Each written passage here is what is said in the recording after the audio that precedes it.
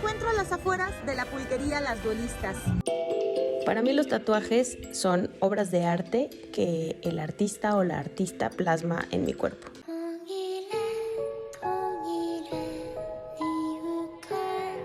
Voy a quemar este mundo tan inmundo y regresar a disfrutar de lo fecundo. ¿Qué tal? Buenas noches. Esto es Calle 11, programa alérgico a cualquier tipo de desilusión. El día de hoy salimos a la colonia San Rafael. Vamos a hablar con un colectivo que se llama Vendaval. Tiene una panadería que es en realidad, dicen ellos, un proyecto político escondido. Y ahí nos cuentan ellas, porque es un grupo de ellas, en fin, de la diversidad que tiene nuestro país en todas sus identidades, ahí invertidas haciendo pan para pensar el mundo y transformar el mundo. Una conversación que disfruté muchísimo, no se la pierda. Y luego tengo aquí en estos sillones a Lisette Ronderos, a Felipe Rodríguez, que nos vienen a hablar de esta obra suya, Por temor a que cantemos libres, que ha dado mucho de qué hablar también sobre temas de mujeres. Y bueno, de una vez nos anuncian aquí la nueva obra que están produciendo que se llama Irreal. Y bueno, como hay canción en estas piezas teatrales, de esa canción deriva aquí en escenario a Lisette Rondero regalándonos algunas piezas de cabaret. No se lo pierda, desde luego arrancamos con Las Dudantes. Pero el tiempo y el espacio no tienen humanidad. Coloridas Dudantes, ¿cómo están? Llegamos las dudantes. Encendidas. Casi no llegas. On fire. Yo te estaba esperando. Ya sé, perdón, ¿Dónde andaba? el tráfico de la Ciudad de México. El tráfico de la Ciudad de México, lo que no hay en México, en la Ciudad de México, es no tráfico. Sí. Está siendo muy amarga la experiencia del regreso muy a clases, tremendo. ¿no? Sí. Yo ya con las infancias salimos 10 minutos antes, o sea, ya valimos. Y sales 10 minutos antes y se me ocurrió a mí la misma idea y al coche de junto y al coche de junto. No sirve de y todos nada. Y salimos se suman igual. todos y llegas a 90 minutos antes. Ya todos en bici. ¿Puedo hablar mal de Waze? Hablemos mucho mal. A ver, era un buen profeta ese Sí. aparato, ¿no? Y de pronto te avienta unas cosas. Pero es No es que culpa de Waze, es- pero ya también no es lo no es confiable de que era. O sea, antes confianza. estuve a punto de invitarle a salir. Ah, oye. ¿no? Oye, Pues, pero siento que es culpa también de quienes usamos el Waze, ¿no? O sea, la neta es que... O sea, Somos medio Waze para el usar Pues el de Waze. volver loco, ¿no? Con tanto triste coche. Sé como, por favor, necesito encontrar una ruta que sí funcione entre tanto relajo. A mí nunca me ha dado confianza porque a veces por librarte de un semáforo te mete por unas calles horribles, Sí, que es así, horribles. Waze, por favor, muéstrame la ruta en la cual me van a asaltar y quitar los espejos. Y Waze, gira a la derecha. O sea, Ya te voy a decir que es otra cosa. O sea, hay alguien que le dice, necesito cliente para el asalto de hoy en la noche, Waze, ¿cuánto te pago? ay, Yo no te la no volteo. lo No te la dudes, no volteo. lo dudes, mi hermano. En fin. Pero gracias me a dijo, Waze hermano, aprendí. ¿Sabes qué la última vez que me dijo, hermanos, que estábamos tomando pulque? Ah, O sea, inviten. solo cuando bebemos pulque. ¿Con cerveza? Inviten. ¿Te invitimos? Invítenme al pulque. Fíjense que yo no he probado el pulque. ¿Nunca? ¿De verdad? De verdad. Mira, y ya que lo dices, a mí me gusta el natural, El de ajo. pero luego me pongo cursi. ¿El de ajo? ¿Hay uno de ajo? No, es que sí será jodido. Ah. El natural. Yo dije, Dios, ¿qué? Esto está demasiado revelador para mí. Gobernación, a ver, ¿puedes volver a decir de qué? De ajodí. ¡Vi! O sea, sí, no. Es una grosería. Perdón. Depende, fíjate, qué si cámara. dices en Colombia, estoy jodido, es normal. Es normal. Bueno, pero en jodido tú, jodido. En Colombia. En Colombia tú le puedes decir a un niño la palabra con P y es sinónimo. ¿Pendejo? Ajá, y es sinónimo de chamaquillo. Siento que trae los pulques todavía. Es que la verdad, me llevó. Vamos a los duelistas, ya lo habíamos visitado, pero sí, no queda que la experiencia es individual. Qué rico. Y luego los amigos con los que se junta, que no soy yo. Ya lo voy a ver ahorita. Otros hermanos. Hola, familia de Dudantes. Hoy la saludo desde la calle de Aranda, casi esquina con Ayuntamiento, aquí en la Colonia Centro. Me encuentro a las afueras de la pulquería Las Duelistas, un lugar de tradición donde todas las tardes propios y extraños se reúnen a echarse un rico vaso de pulque. Yo tengo uso de razón. Mi papá me llevaba a tomar pulque, me daba a mi papá curado. Y blanco sí estaba bueno. Vengo aquí porque me queda cerca de mi trabajo. Termino de trabajar y vengo mucho el pulque, a la botana. O sea, la botana para mí la perfecta es los lunes chicharrón, los miércoles frijoles negros y el viernes chicharrón y salsa de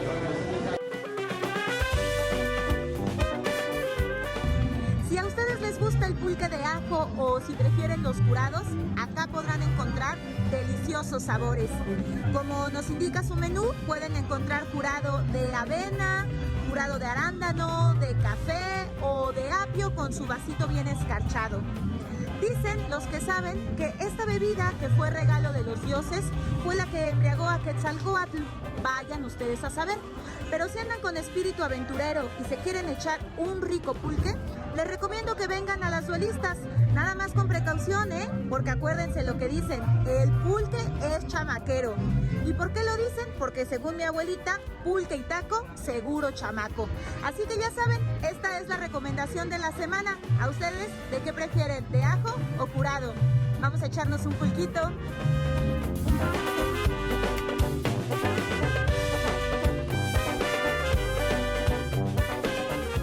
Es lo que mi abuelita llamaba una polla, que te dan en la mañana vainilla con huevo y con canela. No, ¿qué Magdala cosa? andaba buscando el chamaco. O sea, ¿vieron la cara con la que se tomó ese pulque? Oye, pues es un elixir de los dioses, no me lo puedo tomar así como me estaría echando una cerveza. Entonces, Huitzilopochtli lo emborracharon A con pulque. Quetzalcóatl. A Quetzalcóatl lo emborracharon Ves que con se va de Teotihuacán, ¿no? Sí. Cuando los deja, porque le dieron unos pulques y dicen que no aguantó la como Noé, borrachera. que también se puso malito con el vino. Ándale. Y entonces se va apenado por todos los desastres que hay, porque malcopeó, o sea, hay que decirlo, malcopeó. Y el Quetzal Y- malcopió. Y entonces de ahí, mira, con mucho respeto, con tu bicarbonato, porque luego pues se inflama, ¿no? Ahí. Todo No, bueno, ya sabe. se la sabe. Oye, yo tenía Sí andaba buscando al chamaco. No, fíjate que me No, gusta está desde muy... poniendo una farmacia donde curen. Sí. Aquí la curamos toda. Exacto. Tenía un vecinito allá donde crecí, que era el Don Dedos, le decíamos así. Ahí nos tienes a mí y a mi amiguita de 15, no, Ajá. 18 años, mamá.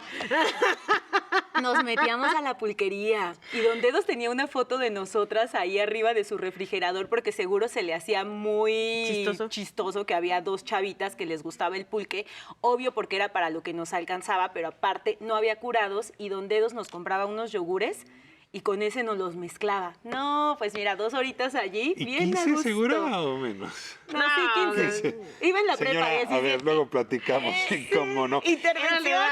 Ahora, en efecto, pues ya nos dijo, ¿no? O sea, no le entres al pulque. Ya nos lo Y advirtió. nunca le entres al pulque y luego hagas otras cosas. Por ejemplo, ya entendimos lo del chamaco, pero tampoco le entres al pulque y vayas a hacerte un tatuaje. Ah, justo. Es que es la ¿no? típica, es como Mira, los que se van a Las Me Vegas y emborracho se me casan. tatúo. Sí, Sí. no, No, muy aguanta. mala combinación, Mala ¿eh? combinación. Luego amaneces con un Box Bunny en el brazo o algo así. El nombre No. del que no querías allí. Exacto. Ay, O no. el novio del novio o el que te acabas de encontrar en el lugar donde te estabas tomando los pulques. Híjole, nunca en me la ha pasado espalda. y jamás me volverá a pasar. Yo me tatué los ojos de Belinda. Ay, Y luego tengo que borrarlos. Un saludo a Cristian Nodal. Ay, como Es que esa es mi otra personalidad. como es que tú varios. Cristian y yo tenemos el problema. Exacto, sí. Bueno, ya aquí lo hemos vuelto una sección tradicional. Cada vez que alguien de esta producción se hace un tatuaje, en fin, le hacemos promoción al, ¿cómo le llamamos? Despacho tatuador. Al tatuador, al al estudio. estudio de tatuaje. Por cierto, no nos paga nada, ¿no? Habría que hablar de ese tema. Habría que Oye, ir no. detrás. Y segundo, pues sí, a la parte que quedó marcada. El- Empezamos primero con la parte marcada. En mi caso, A ver, yo bien. decido mis tatuajes por que hacen Ah. arte estos muchachos y muchachas. Todavía le falta ¿Es una geisha? ¿O qué? Le falta una pasada más, pero pues ahí va. Un ¿Qué saludo es a eso? Dante. Sí, es una chica. Ahorita lo vamos a ver en el video si quieres verlo completo, pero... Oye. Oye. Y le falta una pasada. Sí, le falta una sesión. Es Esta fue una la pasada primera tu tatuaje, sesión. ¿eh? Eso es casi Y- dibujo pero a además lápiz. ve ve cómo está definida Mira cada las uno líneas de del los cabello. cabellos. Sí, está muy tremendo. El lienzo tiene lo suyo. Hay que Ay, decir. muchas Hace que gracias. luzca. A ver, vamos a ver justamente esta cápsula promocional gratuita para el estudio de Dante. Para mí los tatuajes son obras de arte que el artista o la artista plasma en mi cuerpo. Así he decidido los últimos que tengo en la espalda o en el brazo izquierdo, conociendo primero al artista, y así decidí también el nuevo que me vine a hacer con Dante. Un tatuador que tatúa estilo japonés y que me diseñó a una mujer que tiene en su mejilla un kanji que significa amor. Una palabra que para mí es sumamente importante. El estilo tradicional del tatuaje japonés, con diseños más realistas, se llama irezumi, pero actualmente está siendo reinterpretado por artistas tatuadores bajo el lema del neo-trad o neo-irezumi. En una época, los irezumi fueron prohibidos en Japón, aunque los artistas establecidos en el país todavía podían tatuar legalmente a extranjeros. Pero, ¿cómo es el tatuaje japonés? Pues el mismo Dante, o Rokudenashi, nos cuenta. Pues el japonés se ubica siempre por el japonés tradicional, que son las mangas completas o espaldas que llevan fondo y motivos tradicionales como máscaras, guerreros, animales, y es este estilo de línea muy gruesa, con color sólido. Lo que yo hago es japonés más como ilustrado, tomo cosas de la cultura japonesa, tanto tradicional como cultura pop, etcétera. Lo mezclo todo y lo hago en un formato más ilustrado. ¿Y por qué hacerlo? Es algo con lo que creo que creciendo en los 90 tienes mucho contacto con la cultura japonesa, y pues es como la forma en la que yo terminé desahogando tal vez los tatús que pues a mí me gustaría tener, ¿no? Banzai, amigas y amigos kamikazes de dudantes. Wow, vean la cara que tengo. Pues. Sí, no. Me pasé. Es un artista tremendo, Dante. Cosa, Tremendo. O sea, movimiento, ¿Esos a mano figura. alzada? sí. La verdad, o sea, lo que les decía es que yo decido mis tatuajes más bien por el artista, no la artista. Y este último, cuando vi sus diseños, dije, necesito tener una obra de arte de Dante en mi cuerpo. Así que cuando vamos a ver el video de tu tatuaje. ¡Ey! De tu dudante. Mira, por lo pronto mejor me traslado a esta experiencia inmersiva japonesa. Ahí Ok. está. ¿No? Digamos, es perenne, ¿no? Así está el zócalo. Exacto, bien bajado ese A balón. ver, pero luego te explico de mí los tatuajes. Ok, con un pulquito en medio. Tienen que ver. ¿Te adelanto? Ok. O nos vemos en el pulque. La verdad, no sé si pueda tener algo toda la vida pegado a la piel. Pero justo es eso, algo que te guste. No necesariamente hay que tener un significado, porque mucha gente sí le pone significado. No, pues esto significa mi mamá o el nombre de una persona. Pero a mí lo que me gusta es que sean obras de arte de las personas que tatúan, que son artistas. Te voy a decir que me traumó. ¿Qué? Un amigo mío que tenía aquí tatuada, era una suerte de electrocardiograma. Ajá. Le dije, ¿qué es eso? Me dijo, la firma de mi mamá. No, espérate. Bueno, muchas personas deciden así. Sí, yo conozco a varias personas que tienen las firmas de Si sus... la mamá está encima de nuestra cabeza, por abajo, te la vas a tatuar. ¿Qué diría Freud de esto? Me voy a poner filosófico. Mejor vamos a esta experiencia Vamos, inmersiva, vamos. Digamos que es perecedera, por suerte. Seguimos con los japoneses.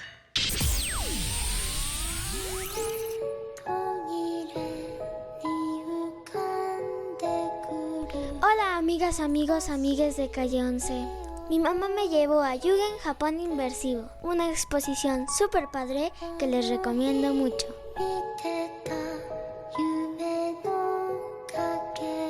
El recorrido es de 6 salas con pantallas por todos lados para que te sientas realmente como si estuvieras en una película de anime. A mí lo que más me gustó fueron las linternas Furin para ahuyentar a los malos espíritus. También la sala Chakus con los bambús. O la última, la sala Sakura, con flores de cerezo y ambiente zen para meditar.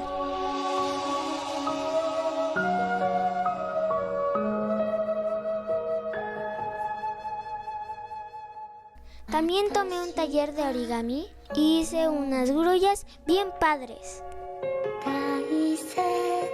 Así que ya saben, amigas, amigos, amigues de Calle 11, Yugen Japón Inmersivo en Avenida Patriotismo. ¡Sayonara!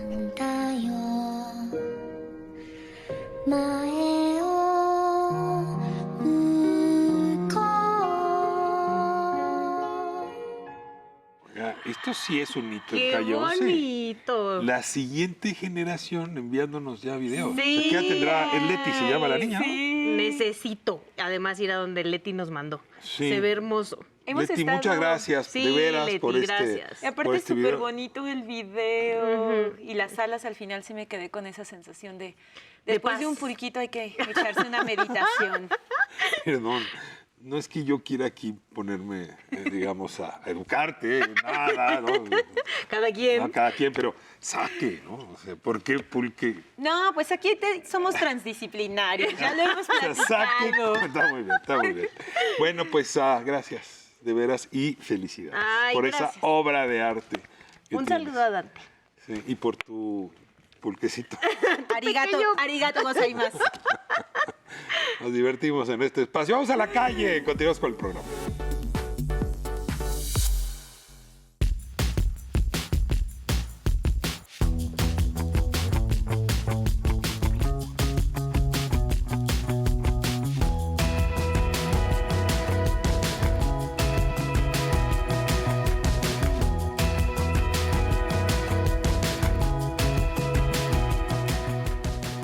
Calle 11 hoy hace esquina con Guillermo Prieto número 46. ¿Qué encontramos aquí? La cooperativa Vendaval, que además es un gran nombre y al mismo tiempo donde huele a pan, donde se antoja sentarse, a pensarse y a comer al mismo tiempo. Y aquí estoy con algunas de las integrantes justamente de esta cooperativa. Irene, ¿cómo estás? Bien, bienvenidos, muchas gracias. Por recibirnos. Natalia, muchísimas gracias. Gracias, Eva. Y muchas gracias, Laura. Pues a ver, en una nuez, ¿qué es esto? ¿Dónde estoy? Digamos, además del obvio, de una panadería. Sí, esta es una cooperativa, o es un proyecto político disfrazado de cooperativa.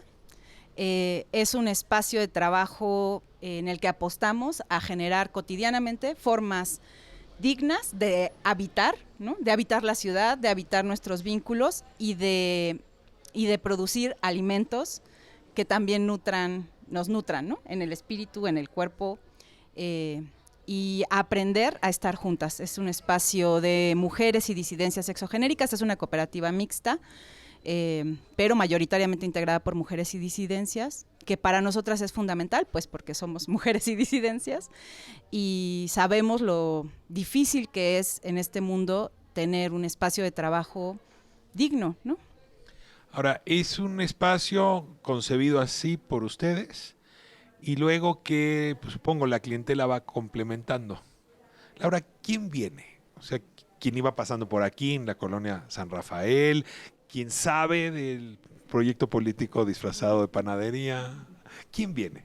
Pues justo vienen así, ¿no? Personas muy distintas, muy diversas. Tenemos la clientela que viene desde hace muchos años, desde el inicio del proyecto, nuestras familias, nuestros compañeros, nuestros amigos, ¿no? Compañeros de militancia, de organizaciones, de colectividades, pero también nos ha permitido el espacio, el tener un espacio físico, ¿no? Un expendio de pan nos ha permitido encontrarnos con la geografía, ¿no? De la colonia San Rafael. Entonces vienen son parte vecinos. ya del territorio, Laura. Sí, de alguna manera nos han ido y nos hemos ido descubriendo, ¿no? De a poco en el caminar. Entonces vienen también vecinos, vienen gente que nos escucha en la radio, ¿no? En Radio Educación nos han abierto el espacio. Que nos y viene ven en mucha Canal gente. 11. Gente que nos ve en Canal 11, ¿no? Hay que poner la Exacto, dirección ¿no? Guillermo Sí. Prieto, número 46. Exactamente.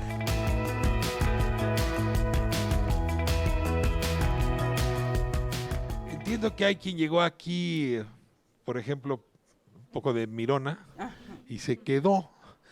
A ver, ¿qué es el caso de Natalia? A ver, ¿cómo ocurrió que de pronto acabaste haciendo café?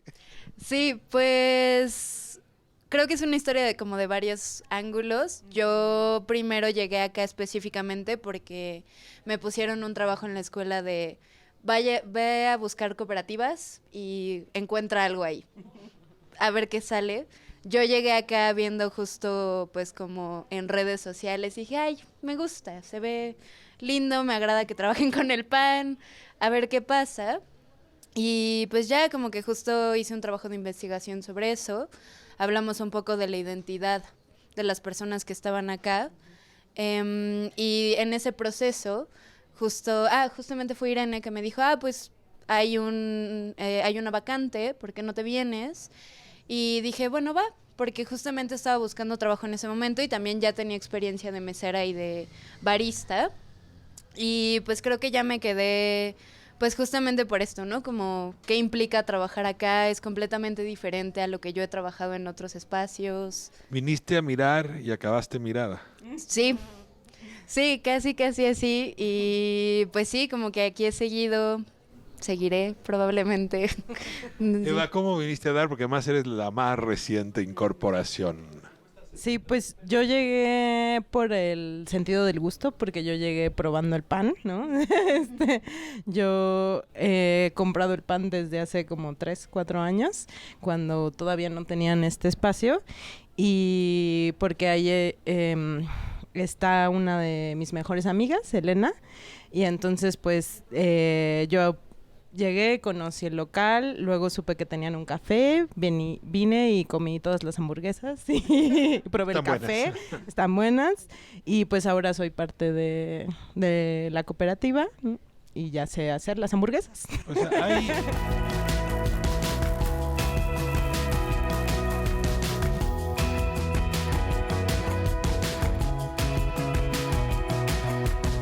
hay dos momentos clave de la fundación de esta cooperativa Vendaval. La primera es voy a sorprender a la audiencia, la sexta declaración de la selva lacandona. Es decir, hay un vínculo con el EZLN que les inspiró. A ver, Ene, si nos puedes contar ese primer momento, o prefieres que sea Laura quien quiera. A ver. Sí. Ese es un primer momento, sí, fundacional, porque ese es el espacio de lo que genera la sexta declaración de la selva lacandona. A ver, recuérdanos qué contenía la sexta declaración. La sexta declaración es una declaración que llama a que las personas que luchan en México, que ya luchan, que ya están organizadas, nos encontremos para construir, en ese entonces 2005, es el 25 de junio de 2005, para construir un plan nacional de lucha, una nueva constitución, para luchar por eso, ¿no? No con el propósito de buscar que alguien lo hiciera valer, sino para decir esto queremos, estas personas que estamos luchando, y lo vamos a hacer de esta manera, ¿no? Ese era el llamado de la sexta declaración entonces, y queda como un llamado de identidad al cabo de 18 años, porque seguimos siendo adherentes a la sexta declaración de la selva lacandona. Es un llamado anticapitalista de abajo y a la izquierda, que busca pelear y construir alternativas frente a un sistema de explotación, de despojo, de desprecio y de represión. O sea, hay forma de producir, hay forma de consumir, hay forma de pagar sueldos, hay forma de repartir ganancias, que es distinta al capitalismo, al neoliberalismo o al mercado salvaje. Ese es el argumento principal. Claro, hay forma. El capitalismo es un sistema social, ¿no? Y hay otras formas, hay otros sistemas sociales posibles, ¿no? Ahora, era en ese entonces un grupo, una banda de jóvenes mujeres y hombres que se reúnen para hacer la cooperativa. Y la cooperativa en realidad nace 8 años después. O sea, como lo que hay es una historia maduración de unas personas que nos conocimos entonces, en el 2005, 2006, 2007, como es un contexto que está pasando, y ahí nos encontramos, y compartimos caminos de militancia y de organización difíciles de describir, ¿no? Como hacíamos lo que se conoce como, pues trabajo político, es muy parecido al trabajo estudiantil. Siento que estás hablando de mi generación, es decir, por un lado está esa revolución de la conciencia que implicó reconocer que había formas alternativas de construir país, pero luego se convierte en una cooperativa de mujeres y disidencias, que no era el propósito original. Cuéntenme un poco esa segunda revolución, que es como el aporte a la declaración, a la sexta declaración, ya es la declaración Vendaval, si me dejas decirlo así. Sí, no, o sea, la distancia que hay entre la sexta declaración y nuestra decisión de hacer una cooperativa, pues pasa la guerra del narco y lo que trae al cuerpo de las mujeres y las disidencias. El conflicto armado que estamos viviendo. Exacto, el conflicto armado que hace que la violencia que estamos viviendo, la estemos viviendo en carne propia, ¿no? Digamos, siempre lo que nos sucede es que hay un tránsito en nuestra forma de relacionarnos con la lucha, y entonces pasamos de luchar como por apoyar la lucha de otros, que esa es nuestra historia, no es la historia de todo el mundo, pero esa es la nuestra, a darnos cuenta de que estamos viviendo un sistema, lo estamos padeciendo y también podemos hacer algo para transformar esa situación en la que estamos viviendo. Y digamos, en términos íntimos, pasa que esa forma de violencia que es social, pues la vivimos dentro de nuestro propio colectivo.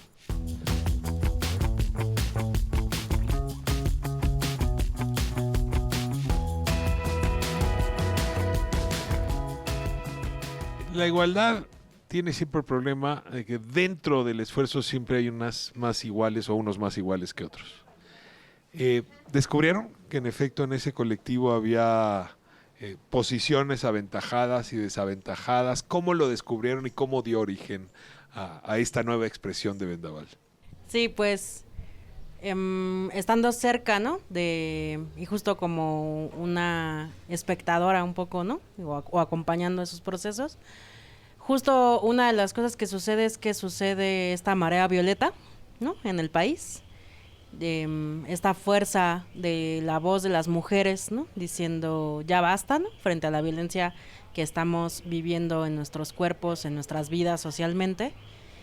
Y pues empieza también esta ola de alzar la voz, ¿no? De muchas colectividades y organizaciones, ¿no? Y decir, también en la izquierda pasa, también en las organizaciones pasa, que es la violencia patriarcal, ¿no? Y estamos llenos de eso y empezar a reconocer que tanto hombres como mujeres tenemos el patriarcado, ¿no?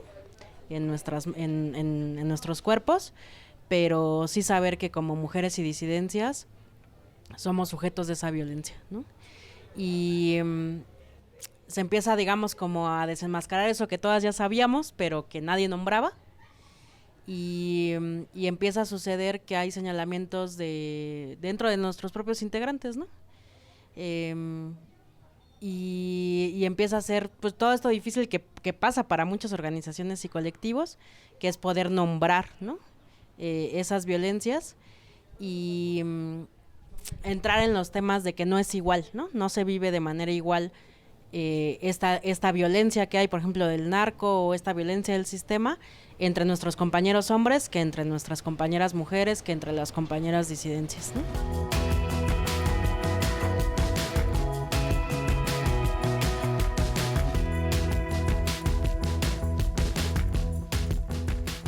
Voy a cerrar con una última metáfora. No sé si me atrevo a decir demasiado al usarla, pero a mí me llama mucho la atención en la cultura japonesa que cuando hay que hablar de un tema muy delicado, la regla es poner una taza de té. Y no solo ponerla, prepararla, el ritual. Es decir, como si hubiera algo en ese proceso civilizatorio que pacifica para hablar de las cosas más difíciles. No sé si aquí vendan té, café ya me dijeron que sí. El pan, prepararlo, el horno, ¿sirve para pacificar? Yo creo que todo lo que podemos producir y crear sirve para pacificar, porque nos permite reconocer nuestra capacidad de transformación, ¿no? De acción, nuestra creatividad. Y trabajar con el pan es trabajar con un alimento que está vivo, ¿no? No todos los alimentos tienen esas características, pero el pan sí, es maravilloso. Entonces, yo sí lo creo, ¿no? No podría así jurarlo, pero creo que sí. Y creo que, sobre todo, si nos dejamos tocar por esa materia, ¿no? Si podemos reconocer, por ejemplo, que en el pan hay otras o sea, que somos artífices, pero no estamos juntando las cosas, pero no somos quienes hacemos el pan, ¿no? Somos seres que dependemos y somos interdependientes, ¿no? De otros seres. Eso hace que la humildad nos acompañe. Eva, no sé, Natalia, ¿quieren agregar algo más para cerrar? Les toca a ustedes. Pues justo creo que iba a decir que el hacer las cosas con las manos también nos tiene en contacto con quiénes somos y por eso también es importante esto de que somos un espacio de mujeres y disidencias, ¿no? Que están siempre puesto para acompañarnos y acuerparnos. ¿Cierras, Nat? Sí, pues creo que en todo esto y como lo estamos viendo también se refleja mucho en el espacio mismo, ¿no? Como qué implica venir acá a Vendaval y también Canto, que es como la cafetería misma. Funcionamos igual como un espacio de encuentro entre varias personas y creo que ese encuentro sí se maneja mucho también desde el cuidado, ¿no? Como qué clases de proyectos vienen acá, qué clases de personas vienen. También a mí sí me ha tocado, por ejemplo, que la gente viene y solo dice, pues es que quiero venir acá a platicar y a tomarme el café y todo, y dices, está excelente, me parece fabuloso. Ya sembraste el tema que sigue y lo guardamos para la siguiente conversación. El cuidado como una causa política. Muchísimas gracias a Vendaval por este espacio. Gracias a ustedes por la generosidad de la conversación. Y bueno, pues nos quedamos muy tocadas, muy tocados. Volvemos a estudio. Esto es Calle 11.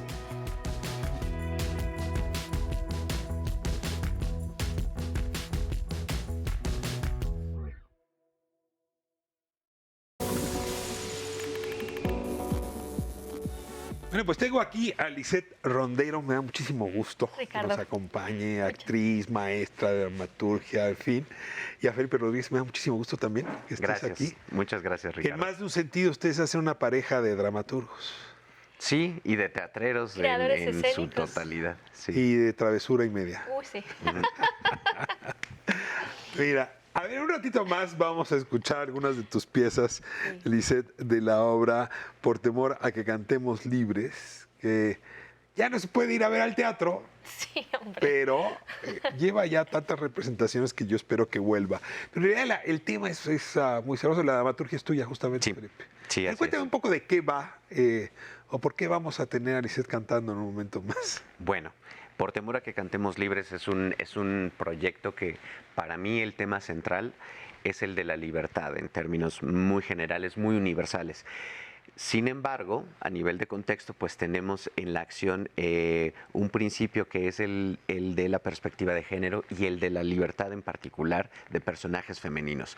Me parece ser que Liz en algún otro momento ya te pudo hablar de que la óptica de este espectáculo queríamos mostrar historias femeninas de vida que no terminaban necesariamente destruidas, personajes que terminaran rotos, destruidos, aniquilados, sino que más bien pudiéramos ver en términos generales la trayectoria en que esos personajes femeninos, a pesar de las circunstancias externas, se recobran y suben, ¿no? Entonces, digamos que a mí en lo personal, lo que me gusta mucho de nuestro trabajo de Por temor a que cantemos libres es que tiene un tema universal que es la libertad. Vas con dos piezas que vamos a poner aquí y una más que subiremos a internet. Así es. A ver, arrancamos con la primera, que es una mujer, una esposa encerrada. Sí.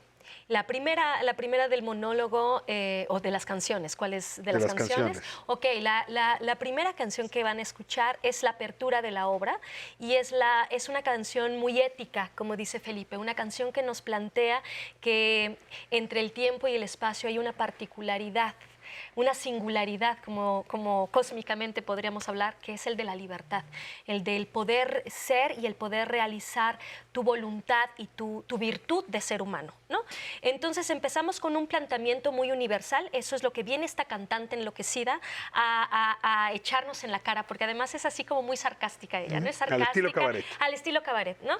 Y viene, y además ella nos da el pretexto de que aquí se va a cantar. ¿Y por qué no? Porque yo soy la cantante y aquí yo canto, ¿no? Entonces viene con esto. Y el que canta manda. Y el que canta manda, ¿no? Y el que canta es libre y el que canta se expande y el que canta está aquí y ahora, pues no tienes más que el aquí y ahora, ¿no?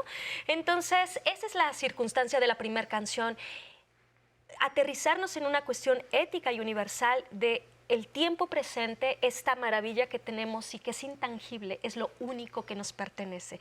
Te cae que nos vamos a dar en la torre teniendo una cosa tan preciosa que es el estar. Contra el temor de que cantemos libres. Exactamente.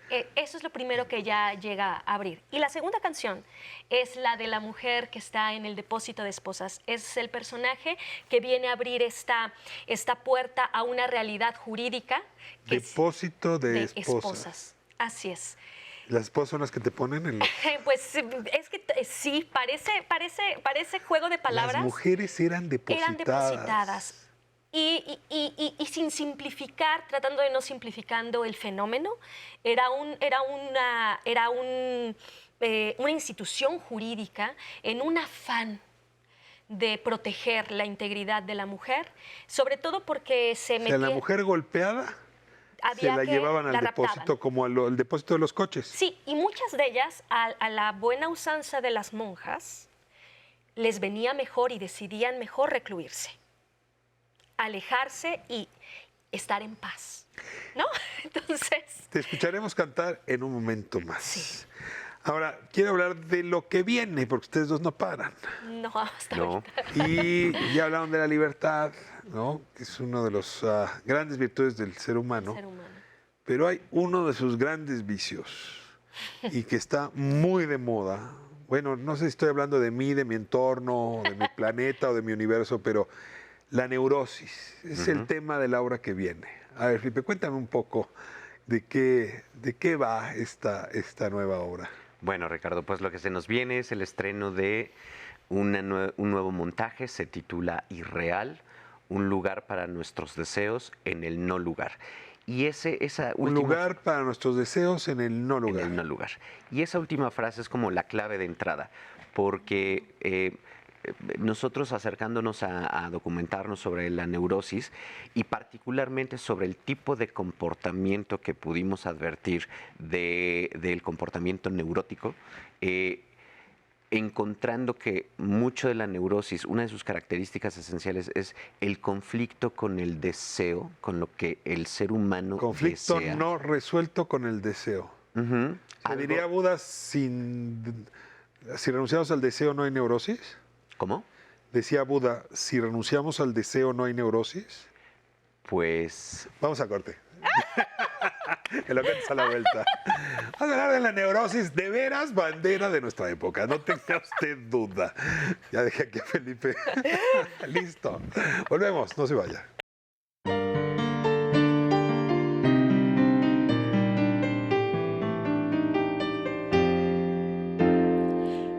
Entre el tiempo y el espacio hay una singularidad que se mueve muy despacio, acomodándose en la libertad.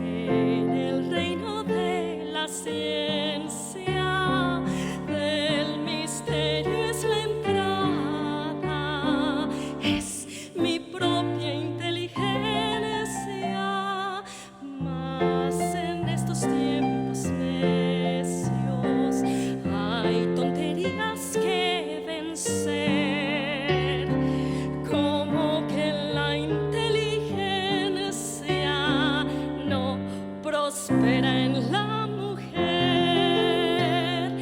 una gran revolución, como la copernicana necesita el varón en la tierra mexicana y acepte que el sol no gira en torno a su banana. Y si parezco vencida por el hambre y el encierro, hallaré yo la salida con voluntad de hierro. No hay prisión para mis sueños ni lazo que los ahorque, y tras todos mis empeños la vida espera. Porque gracia firme y portentosa, la que ostento por detrás, pero en la cabeza tengo un primor que vale más. Bueno, así se titulan ellos. Estoy con los teatreros, Felipe Rodríguez, Lizeth Rondero. Me da muchísimo gusto que estén Igual. aquí. Y estamos hablando de un tema donde para hablar tenemos que empezar a usar la primera persona del singular. Yo neurótico. Sí. ¿Cómo defines neurosis? A ver, ¿cómo la definen?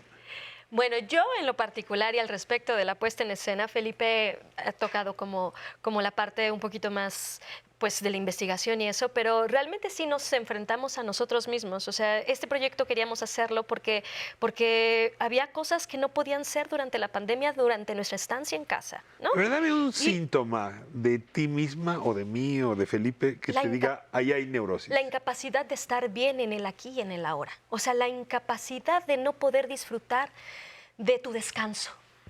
Y en el descanso estar pensando en otra cosa que tienes que hacer o en todas las cosas que no estás haciendo.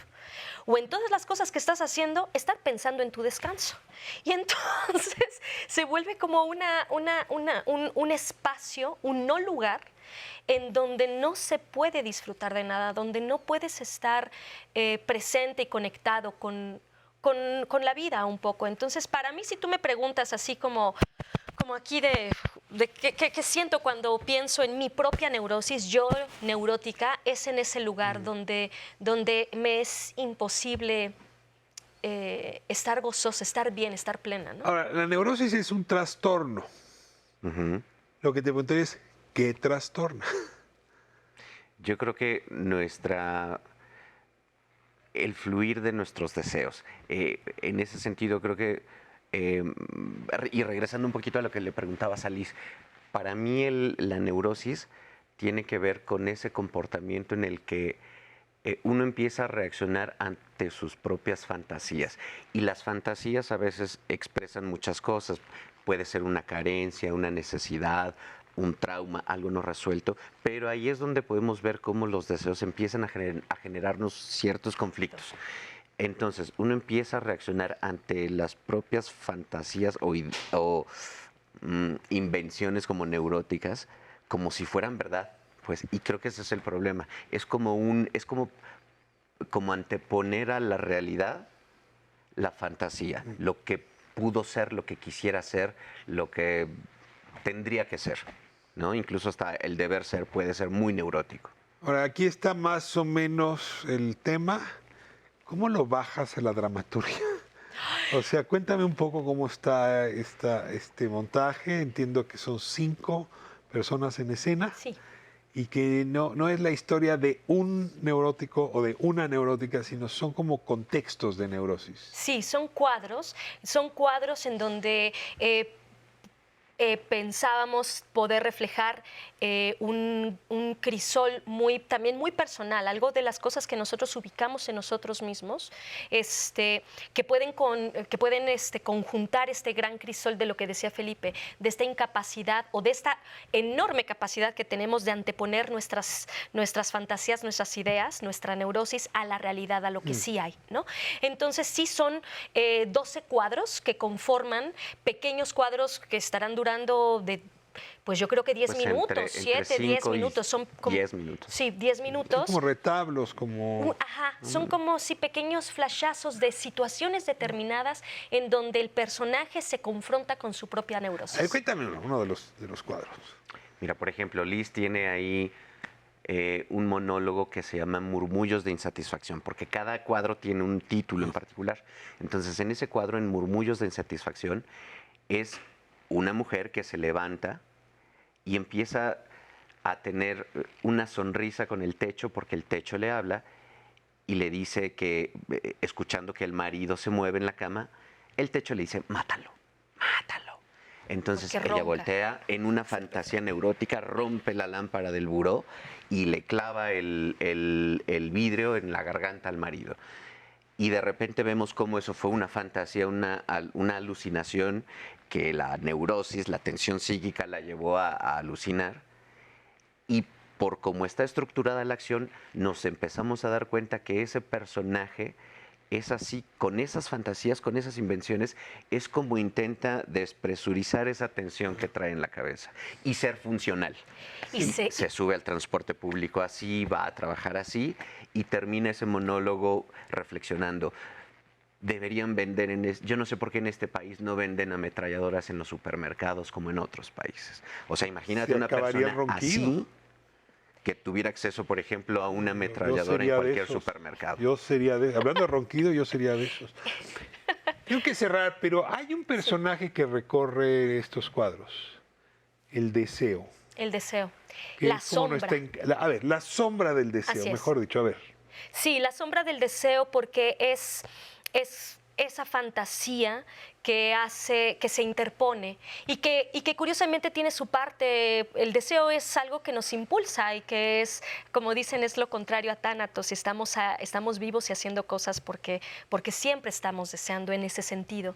Pero cuando el deseo adquiere esta suerte de fantasía, esta suerte de... O cuando se vuelve un problema. Se vuelve un problema. Trastorno, un monstruo.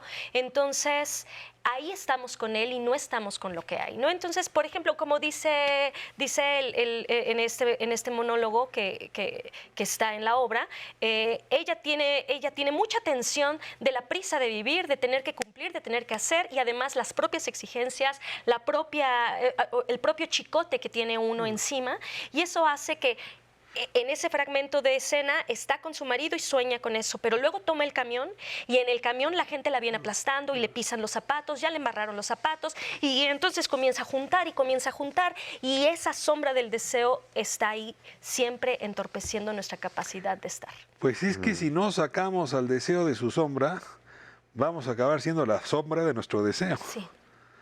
Muy probablemente. Vamos con la segunda canción tuya. ¿Sí? Muchísimas gracias, Lizeth, muchas gracias. Gracias. Felipe, por esta oportunidad y este teatro que nos regalan. Gracias. Gracias, Ricardo. Bueno, ahora Lizeth Rondero, pero en su faceta cabaretera. Así es.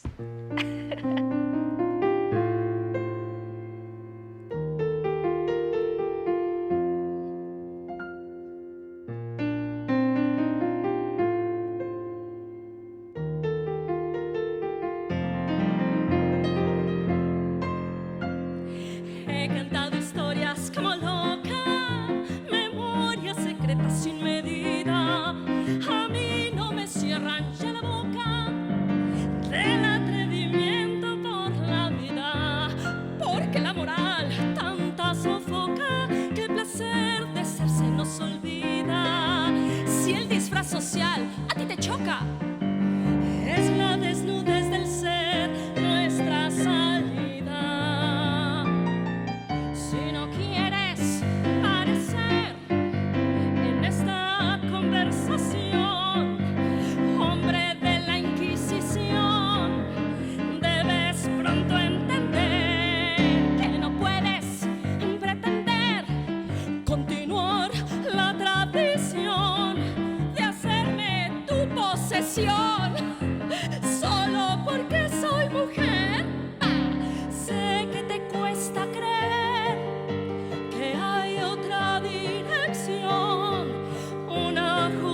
condición para tu trono ceder. Si no paras de joder, si no asumes la lección, con enorme decepción verás a este mundo arder. Voy a quemar este mundo tan inmundo y regresar a disfrutar de lo fecundo, lo profundo para cantar.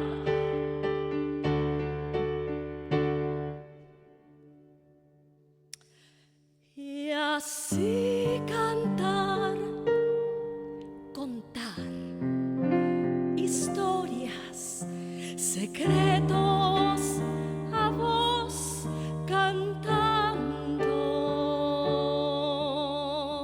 y estar cantando y cantar, estando y cantar, cantar, cantar, mientras tenga boca, voz y vida, hasta que no me quede nada más.